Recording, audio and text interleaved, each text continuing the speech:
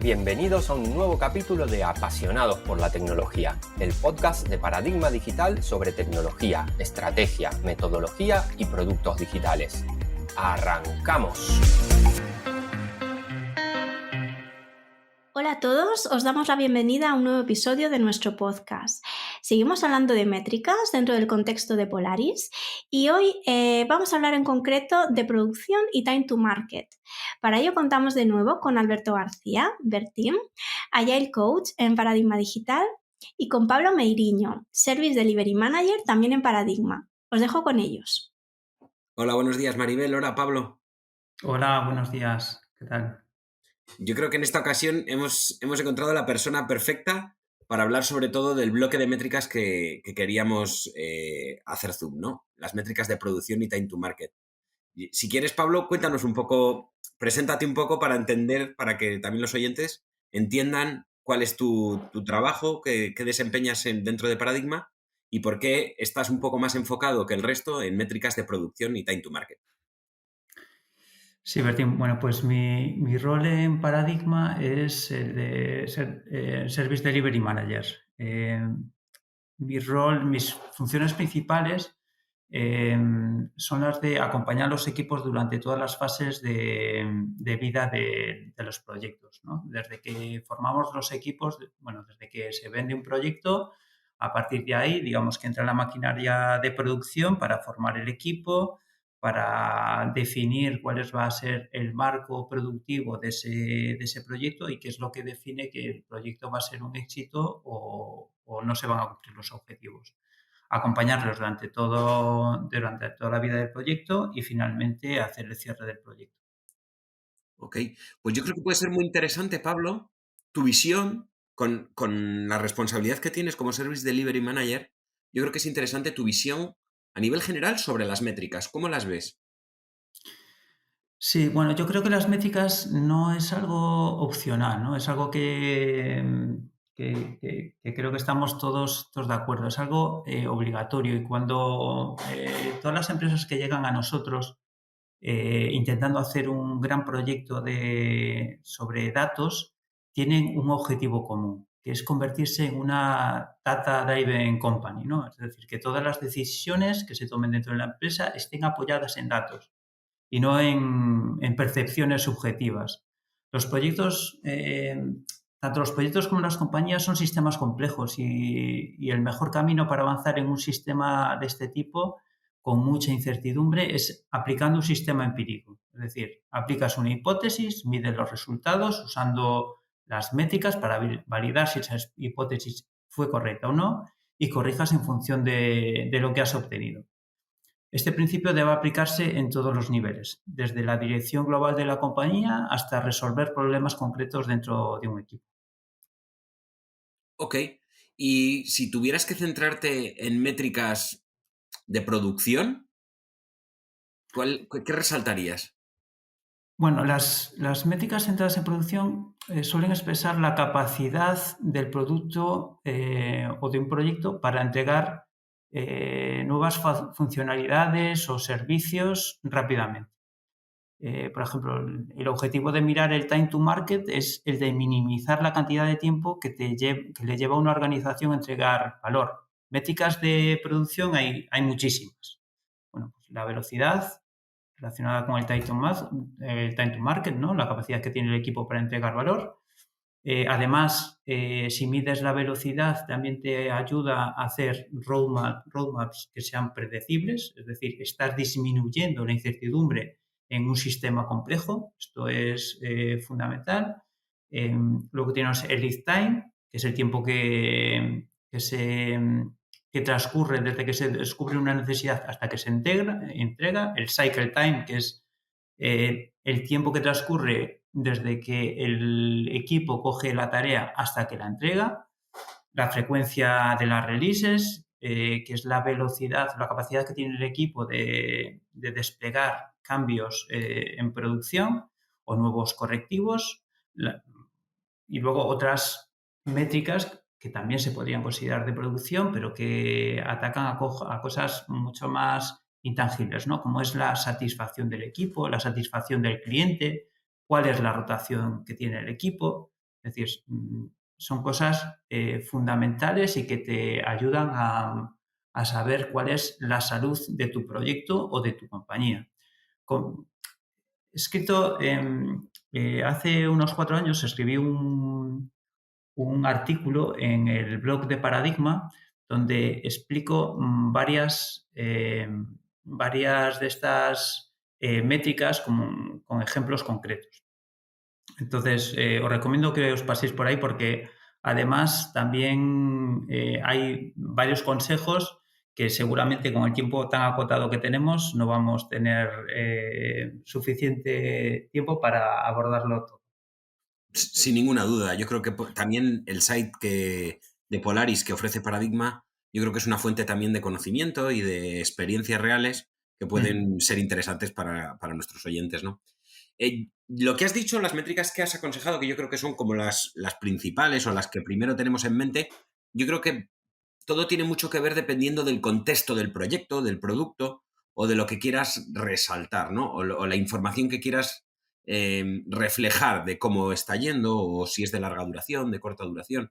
Ahí yo creo que es la selección. ¿Cómo eliges esas métricas o con qué personas del equipo y cómo eliges qué métricas se deben implementar? Sí, Bertín, totalmente de acuerdo contigo. Las métricas dependen totalmente del contexto en el que intentas aplicarlas, ¿no? Y además, esto tiene que ser y es un sistema que tiene que ser revisado constantemente para ser corregido. Normalmente, la necesidad de establecer métricas vienen por dos motivos. Normalmente, no siempre, ¿no? Pero normalmente es desde que nacen desde la petición de una organización o desde el seno de un equipo que está realizando un proyecto.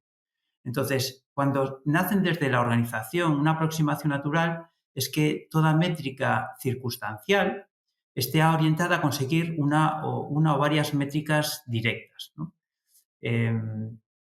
Cuando una organización establece unos OKRs, cuando digo OKRs me refiero a esas métricas circunstanciales, ¿no? Que marcan Sí. los objetivos comunes a toda la organización. Entonces, esas métricas tienen que estar apoyadas en KPIs, que son los números tangibles que permiten apoyar esos OKRs, ¿no?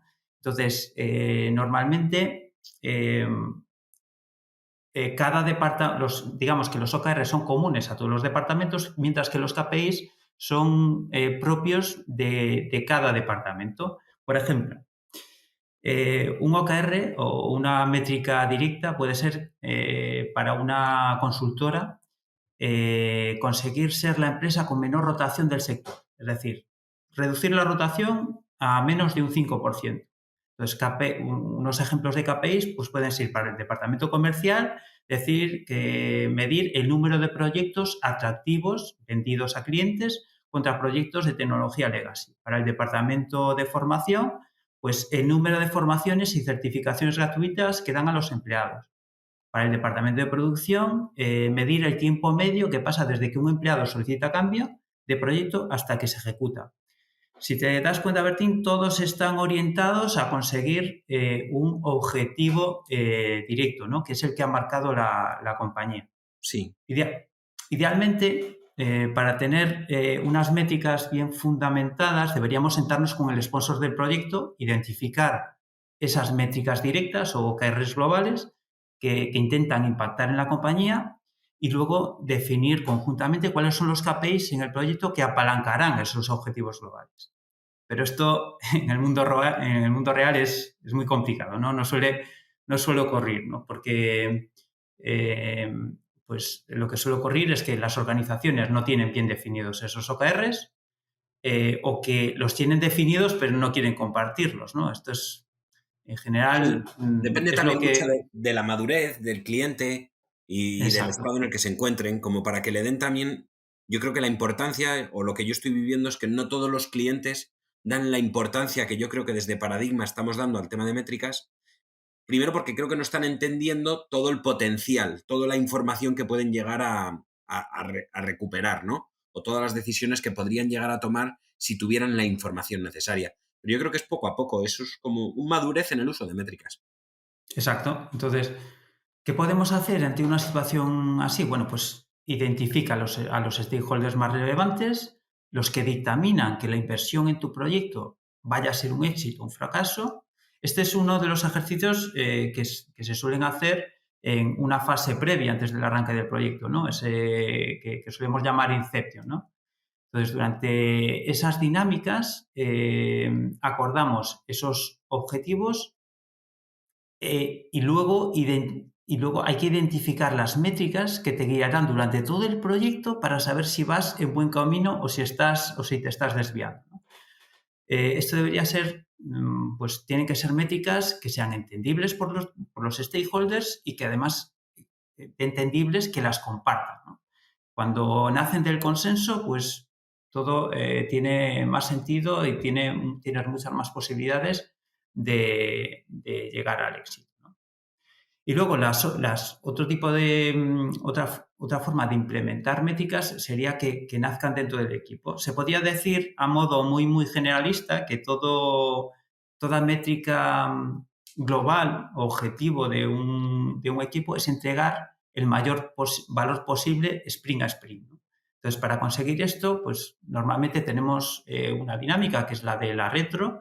Es el momento en donde inspeccionamos qué hemos hecho bien durante el sprint, qué hemos hecho mal y qué acciones tomamos durante el siguiente sprint para mejorar. Con los problemas sobre la mesa, es un buen momento para determinar las métricas del equipo que nos permitirán medir si el cambio que introducimos impacta en la resolución del problema o no.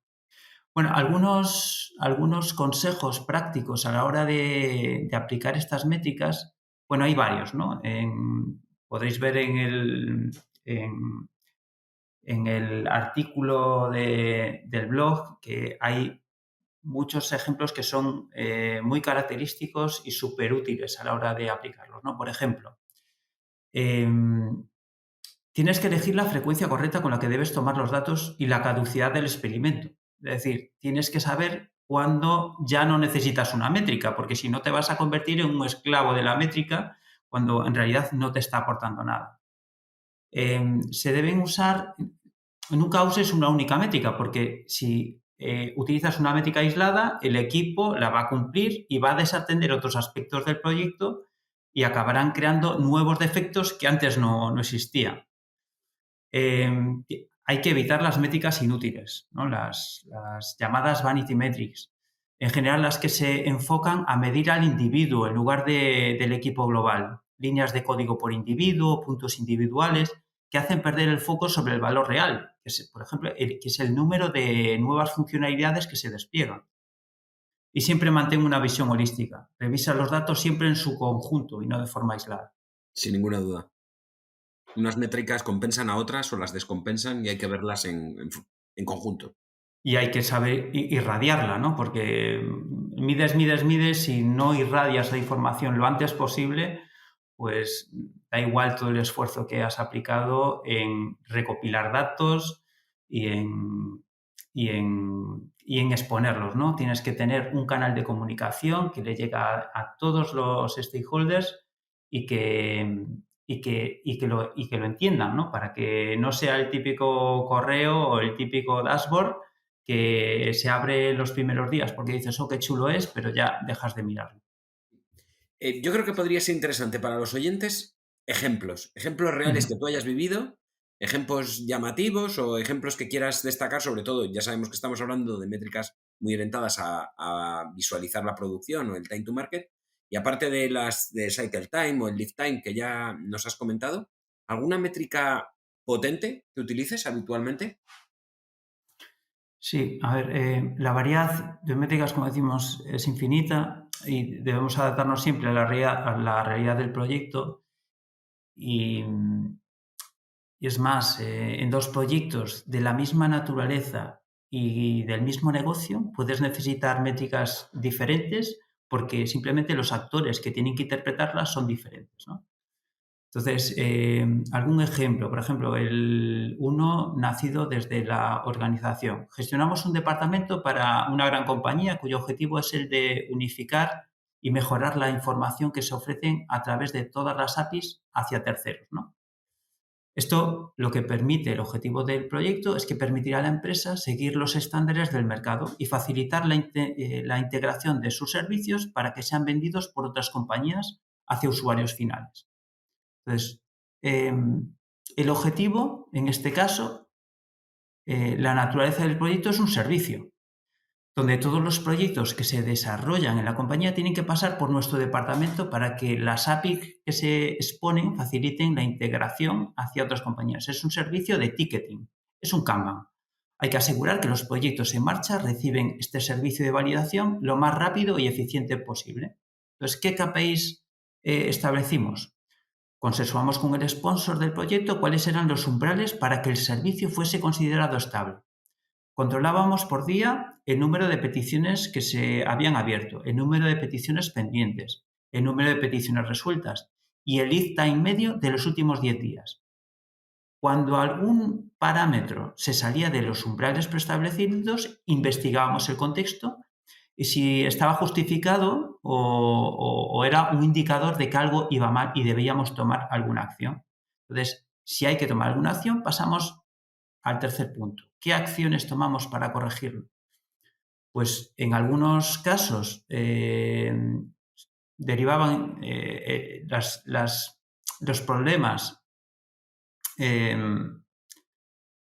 tenían contextos muy diferentes, ¿no? En ocasiones hubo que cambiar la configuración del equipo o contratar formación sobre algo específico para determinadas personas, o exigir la mejora de herramientas que esa compañía nos estaba proveyendo a nosotros porque no funcionaban correctamente e impactaban negativamente en el desempeño del equipo. Otro ejemplo que este sí que ha sido algo común que se ha dado en diferentes proyectos y de diferentes naturalezas, ha sido que durante un sprint alguien se pone enfermo y está de baja durante varios días. Casualmente es la única persona con conocimientos, por ejemplo, de front, ¿no? Es un desarrollador front. Y durante esos días ocurre un error en producción relacionado con esa parte del proyecto. Es un error que la persona que está ausente podría corregir en 30 minutos. En cambio, tardamos un día en corregirlo, causando un impacto importante en el negocio y pérdidas de ventas. En la siguiente retrospectiva analizamos el problema. El equipo tiene que ser un equipo multidisciplinar. Cada uno tiene una expertise concreta, eso está claro, pero todos deberíamos tener unos conocimientos básicos sobre lo que hacen nuestros compañeros. Se resolvió con una matriz de conocimientos, donde las filas son cada persona del equipo, las columnas, las diferentes tecnologías implicadas en el proyecto, y se pone en cada celda un número. Desde 1, no sé nada, a 5, soy un experto en esa tecnología. Y el equipo establece los valores que se deben conseguir en esa matriz para estar cubiertos en cualquier escenario.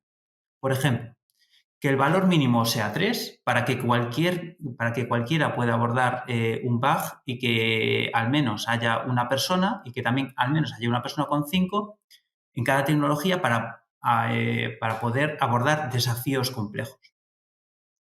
Se establece que se haga pair programming, que se cedan tareas sencillas a personas con pocos conocimientos, para que vayan avanzando en esos números y en cada retro, en cada review, se va observando cómo evoluciona esa matriz de conocimiento. Una vez que se ha cumplido el objetivo y se han llegado a los números mínimos que ha marcado el equipo, se puede quitar foco en esa métrica, a no ser que haya nuevas incorporaciones. Sí.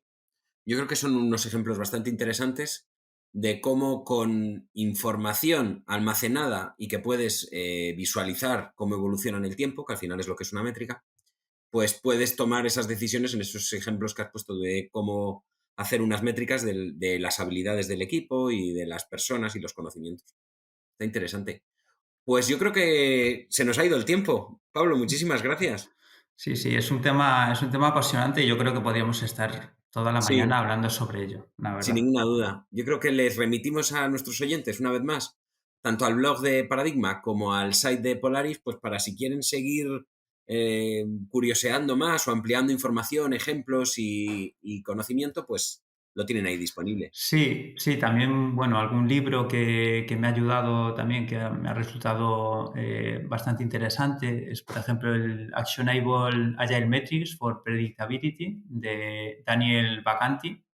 La verdad es que ha sido un libro que también me ha ayudado a coger ideas. En ese libro habla sobre métricas muy concretas para casos particulares. Perfecto. Pues muchísimas gracias y un saludo de nuevo, Pablo. Un abrazo. Hasta luego. Hasta luego. Cuando crees que un reto es grande, hay aún uno mayor esperándote. Gracias por escuchar el podcast Apasionados por la Tecnología. Puedes seguirnos en Twitter en @paradigmate y suscribirte a nuestra newsletter en paradigmadigital.com.